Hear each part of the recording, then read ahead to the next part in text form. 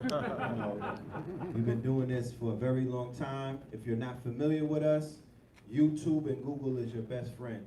Red pillar, blue pillar. I will keep you away from your job, so be careful. We have a lot of content out there. You know what I'm talking about? So you got to be careful, but dive in. We do what our names say. Red pill in the matrix is the pill that you took if you wanted to wake up and unplug and be about what is known as the path of enlightenment. That is my job. That's what I've been doing for more than a decade, dedicated. Yeah. We had a radio show, No to Ledge Radio, a podcast, came out in 2009, 700 plus shows deep, every Tuesday and Friday, never missed a show. Every single lecturer and speaker that you can think of, including an irritated genie. Where's he at? Yeah. We all had, they were all guests on the show.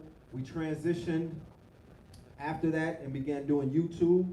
We could be found on Black Magic 363, Black News 102, Baba TV. Give my brother Baba TV a round of applause.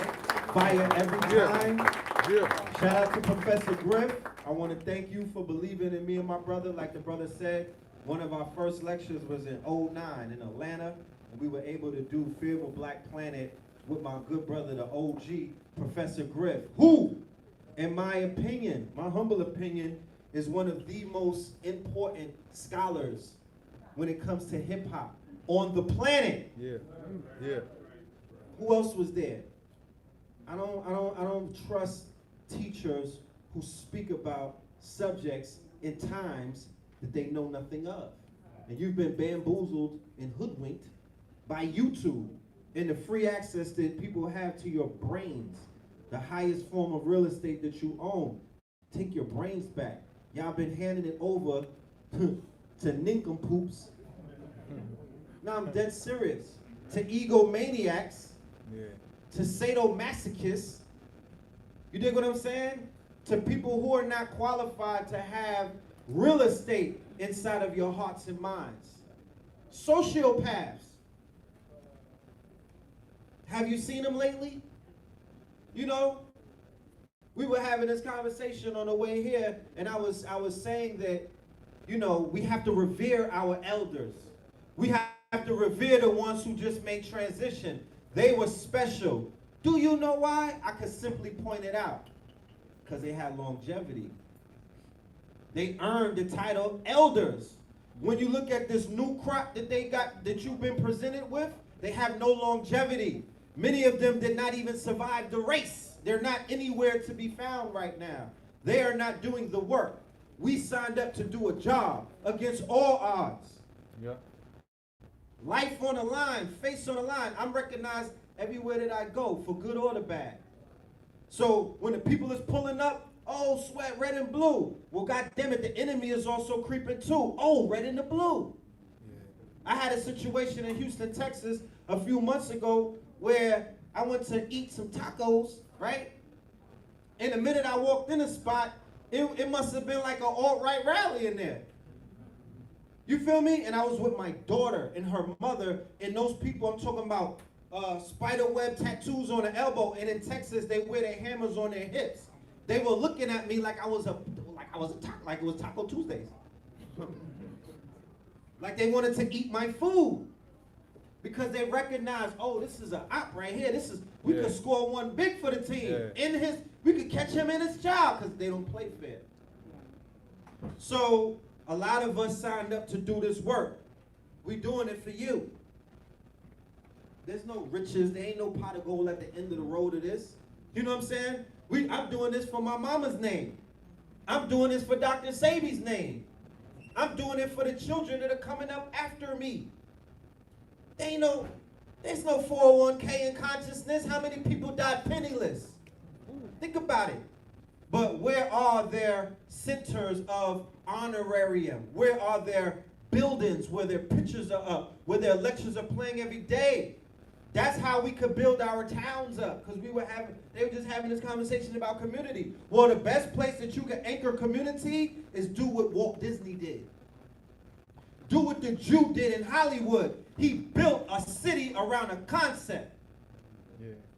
So the best thing that we can all agree to, because people come up with all of these reasons not to get along. It's based off of the lack of self-love and a lack of guarding that you got within. You don't want to get busy, so you come up with all of these excuses not to stand next to people that are doing the work. It's as simple as that, because when you do the work and when you know that you're doing this ancestral work, you won't ever find too much fault in people that are around you, only if those people are detriments to you. You know what I'm saying? So we can come together and agree on one thing, and that's that the teachers who have come before us were some of the greatest people who we have ever seen in our lifetime. They're different. You understand? Yeah, they might have had disagreements with each other, but how many of them crashed and burned before your eyes? How many of them revealed their weaknesses before the world and embarrassed millions of other people while doing such? I mean, they were on Donahue and other places having little spats and whatnot, but they held their own. They were famous like these people of today, so you can't say that it's the Instagram that's doing it. But they stayed true to the mission, and some of them died on their feet, staying true to the mission without nothing to eat, not being able to see. So we got to honor them, because they're the ones that are sending this information. They're the ones that are going to be still moving the pendulum and making things work out the way that we need it to work out, so we could move forward in the direction that we need to move forward. So I got to breeze through what I went through yesterday inside of Baltimore and get to where we're at now. Briefly, we were running through the Fear of a Black Planet Part 2. What that was highlighting was the fact that the people who are in outward opposition towards our people, right, are not as supreme as you say that they are. I beg to differ.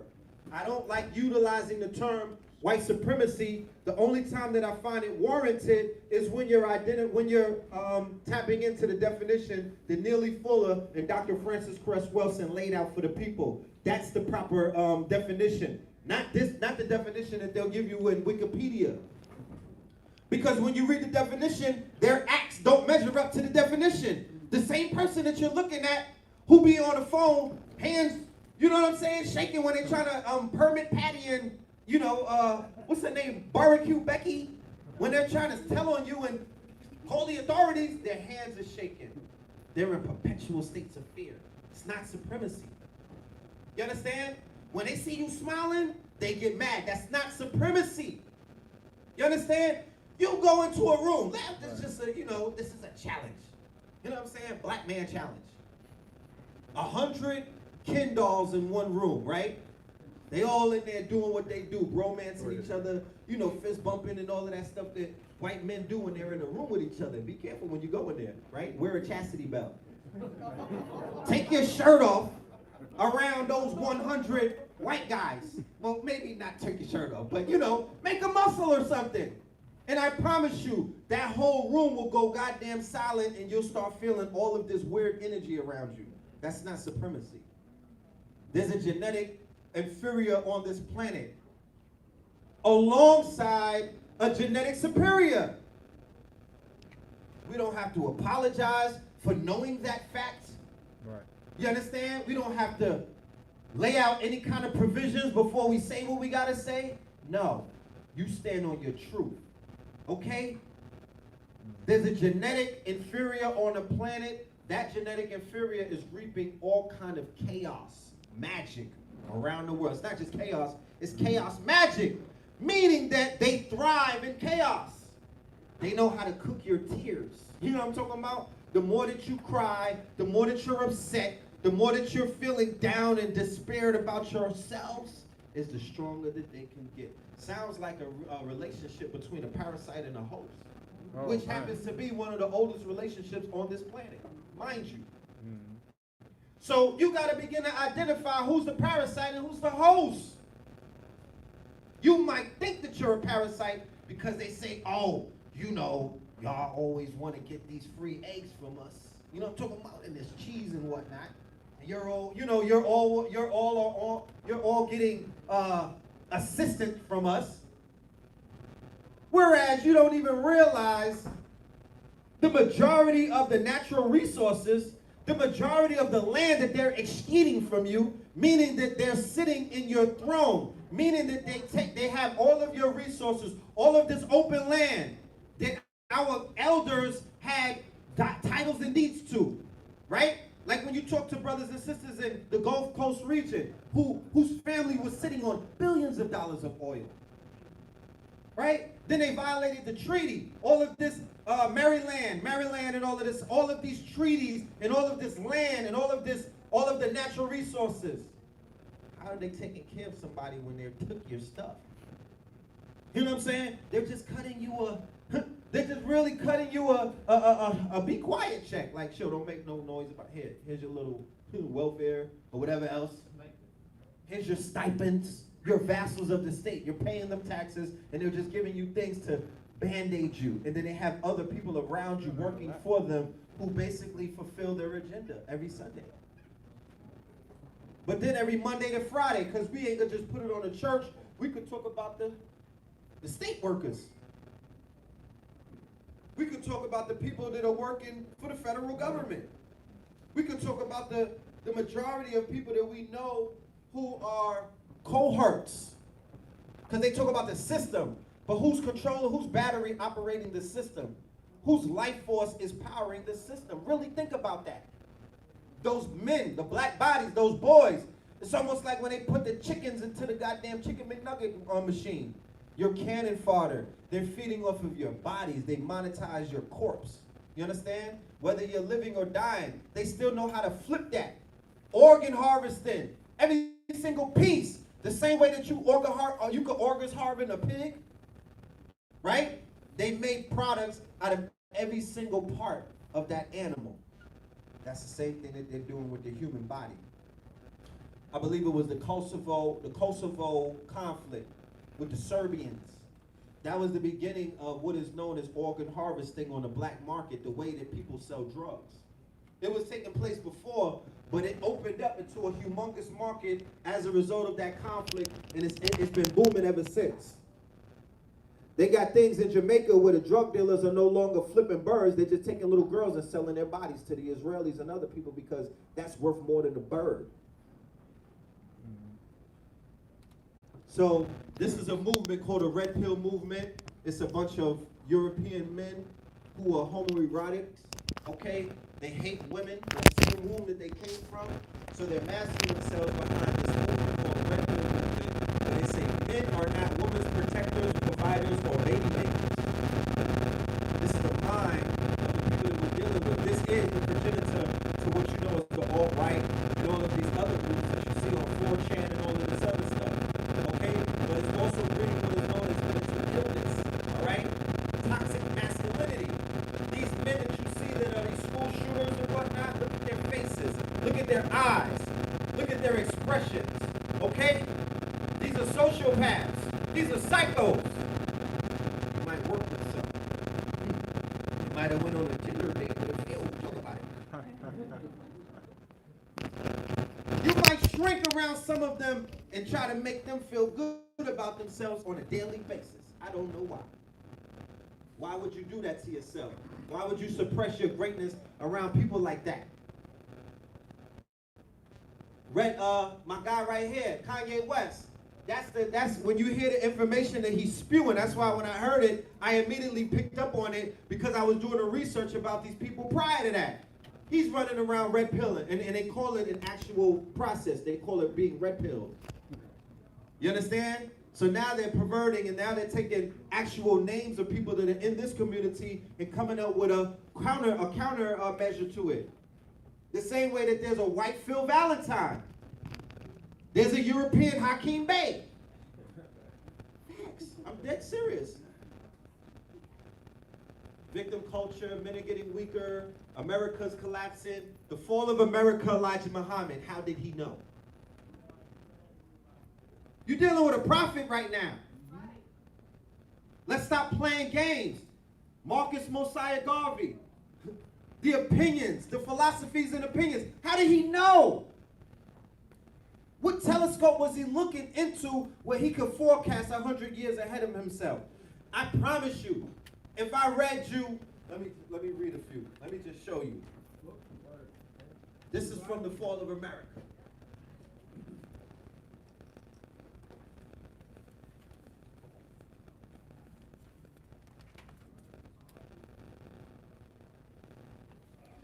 we continue to accept these injustices, hold on. Let me start right here. We are taught the new day, the new world, if you please, cannot come into full meaning until justice comes to our people. So anything that you're trying to wish on, yo, you know what I'm saying, Red? I'm just stacking my ones, my nigga. You know what I mean? I'm trying to take over. Take over what? Nigga, take over? Really? That's what you're doing? Okay. Once again, feeding your corpse to the machine as if you got time to waste, as if your freedom isn't the most precious thing alive. You're just throwing yourself to the fire, taking penitentiary chances for Jordans, B? Okay. So nothing will happen until justice comes to our people. The only thing that will take place is what you see right now. It is the eroding of the system and this thing that you keep trying to hold up called America. That's what you're going to see. The burden is not our oppressors alone. Much of it is upon us. The time has come when we must speak or die. Our leaders, our so-called leaders, are choked by fear. Such a leader is not worth the salt that leavens his bread. How many of the lecturers, how many of all of these people who have come and take your resources and took your time and attention, how many of them in the last 2 or 3 years have been relentless on the front line against what's going on to our people? I'm talking about coming with solutions. Not just regurgitating what you already know, talking to your pain body and stuff like that. No. This fear is the root of their failure to tell you the truth. Now this truth must come out. You have misunderstood the Bible. Christianity is a white man's religion, and it contains no salvation for the black man. For this very reason, the prayers of your preachers to the government, the Father, the Son, and the Holy Ghost have fallen on deaf ears. Now I ask you, what good is Christianity to you and me if that religion of the God of that religion will not defend us against lynching and rape? Indeed, we should be fools to believe and trust such a religion and such a God, knowing that he bestows all his blessings upon our enemy. What? Zeus, a.k.a. Jesus, a.k.a. every time you give them your life energy, right, they set up a consecrated image that they shed all kind of baby blood to, all kind of beheadings and burnings to. Then they set it up and made you give it your power.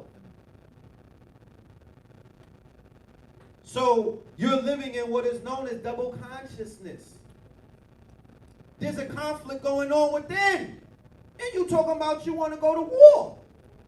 Not realizing that the most precious war that you will ever fight will be against yourself. Maybe your African self, right? And your Negropean self. They're going to clash. We are taught to look forward to a salvation that does not exist. Can we be honest about that? Am I hurting anybody's feelings? I apologize. I'm going to be man enough to say, you know what? I didn't come here to intentionally hurt anybody's feelings. But it's not me. I didn't write this book. He did. And I'm not hurting your feelings. I'm just giving you the truth. And the truth hurts. You must go down into the earth and rot. That kind of salvation I don't want. I will not give you 2 cents for it. Any man that will not work hard all his life praying to God to take and give him a home beyond the grave is a fool. I am sorry if you think ill of me, but the truth is all I am going to speak. The black man in America is in a terrible condition. He is emasculated, blinded, confused, and wandering about at high noon on Judgment Day. If Judgment Day were not here, instead of some remote hour to come, I will not be bringing you this message at this hour. Elijah is here because the day of judgment is here. This was almost 100 years ago. When you stand up and speak a word on behalf of your own people, you are classified as a troublemaker. You are classified as a communist, as a race hater, and everything but good. How can you as a people ever be anything if you are going to crush out your leaders who try to seek justice for you, even at the cost of their own lives? That's what our people do. You sacrifice your leaders. You know what I'm talking about? You on social media, they crush their leaders. And the whole world gets to see it. You sacrifice, you do the COINTELPRO job of somebody else while they sit back and just laugh. The lynchers, our daughters and wives are lynched before our eyes. The government will not put a stop to it. They will allow the lynchers to lynch you and me if we are charged with an attempt to rape one of them. The lynchers live right next door, down the street, up the alley, yet they are not brought to justice. All of this grief you and I must suffer, all of these burdens we must bear. It is beyond comprehension that the American government, mistress of the seas, lord of the air, conqueror of outer space, squire of the land, and prowler of the deep bottoms of the oceans, is unable to defend us from assault, rape, and murder on the streets of these concrete jungles. That's the prophet talking. What has changed? I could have wrote this yesterday. You understand? For whites across America, deaths of despair are rising. They're not telling you that they're checking out at record numbers. They're not putting you on to that. Why? Because like I keep saying, all is mental. This is a psyops. It's mental warfare. They got to keep you focused on Black Death. As long as you focus on Black Death, then you will reverse whatever is taking place, or you will help catch up to them that which they will not tell you. But they're not talking about this, though. Every day that you wake up, you're not seeing this. Please, family, if you're going to inbox me something, inbox me some good news. I'm all too familiar with all of the negative stuff. You know what I mean? I get notifications already from Google. So we do a lot of spreading of negative energy, negative imagery, negative news. But we ain't about to spread all of the good stuff. So I got to fly. Like I said, I got to get up to this lecture. Okay? COINTELPRO, all right, in full effect inside of what is known as the conscious community. Okay? Then make no mistake about it, right? Let's read the intended effects of COINTELPRO. Created negative public images for targeted groups by surveilling activists and then releasing negative personal information to the public. How many times through your trips of consciousness did you have to endure people reading, putting their screenshots or emails and all of this other stuff going on inside of the confines of this community? Break down internal organizations by creating conflicts, by having agents exacerbate racial tensions or send anonymous letters to try to create conflicts. You know how many inboxes I used to get? Pulling down other teachers, trying to get me to join the group hatred. You know how many videos y'all give your time and energy to where it's nothing but another man tearing another man down or one person tearing a group down? Create dissension between groups by spreading rumors that other groups were stealing money. Restrict access to public resources by pressuring nonprofit organizations to cut off funding on material support. You know how many people backed off from me and my brother, organizations and whatnot? Because we decided that we were not going to play anybody's games, and we're going to give you the unadulterated truth. Restrict the ability to organize protests through agents promoting violence against police during planning and at protests. You saw all of that play out with Black Lives Matter. Restrict the ability of individuals to participate in group activities by character assassinations, false arrests, and surveillance. So in a 2.0 digital time, you just have COINTELPRO 2.0. And like Rick pointed out, the FBI, COINTELPRO, Black extremism, they're definitely on this. The murder rates in major U.S. cities. Somehow, coincidentally, the majority of the places where they had these black police killings are the murder capitals. Detroit, Chicago, Baltimore, right? Even all the way to St. Louis.